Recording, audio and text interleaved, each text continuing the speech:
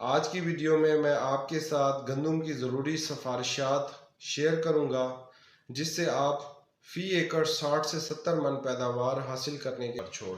बिस्मिल्लाहिर्रहमानिर्रहीम। जो सबसे पहली सिफारिश है वो कि वक्त बिजाई बहुत ज़्यादा मैटर करता है।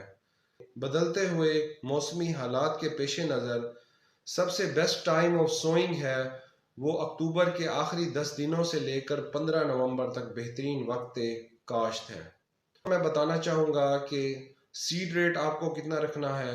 तो सीड रेट आपको 50 से 60 किलो फ़ी एकड़ रखना होगा।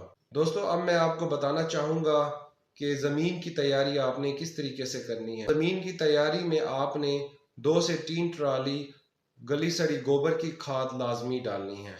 उसके बाद आपने ज़मीन की रोवनी कर रोटावेटर से ज़मीन को नरम और भुरभुरा। दोस्तों, मेरी जो तीसरी सिफारिश है इसमें आपने सीड ट्रीटमेंट लाजमी करना है। इस वक्त होम्ब्रे मिलता है जहर, जो आपने 2 ml फ़ी 1 किलोग्राम बीज के हिसाब से आपने इस्तेमाल करना है।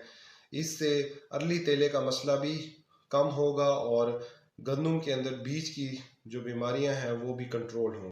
दोस्तों, अब खादों के बारे में बात करते हैं।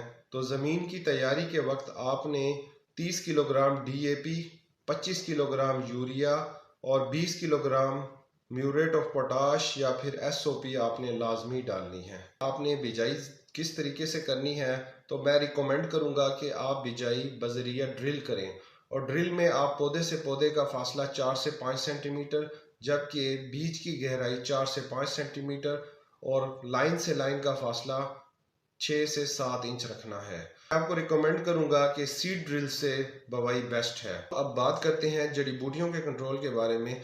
तो दोस्तों, बिजाई के 24 घंटे के अंदर आप पेंडामेथिलीन को 1 लीटर फ़ी 200 लीटर पानी के अंदर मिक्स करके आप खाली खेत के अंदर स्प्रे कर सकते हैं।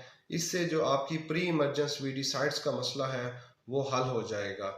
अगर आप बिजाई के फ़ौरन बाद पेंडामेथिलीन का स्प्रे नहीं कर सके तो आप फसल के 25 दिन के बाद आप सल्फोसल्फरान या यूरिया ग्रुप की वीडियोसाइड्स का स्प्रे भी कर सकते हैं। अब खादों की बात करते हैं बिजाई के बाद।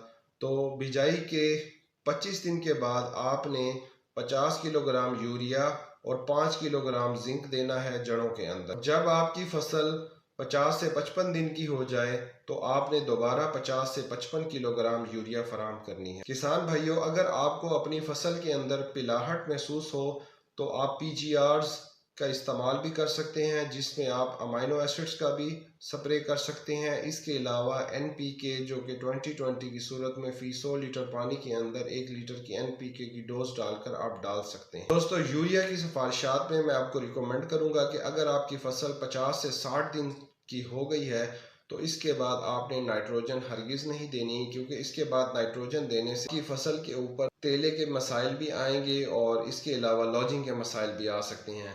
तो ये थी दोस्तों ज़रूरी सिफारिशात और इन पर ज़रूरी अमल करें। इंशाल्लाह आपकी 60 से 70 मन पैदावार भी आएगी।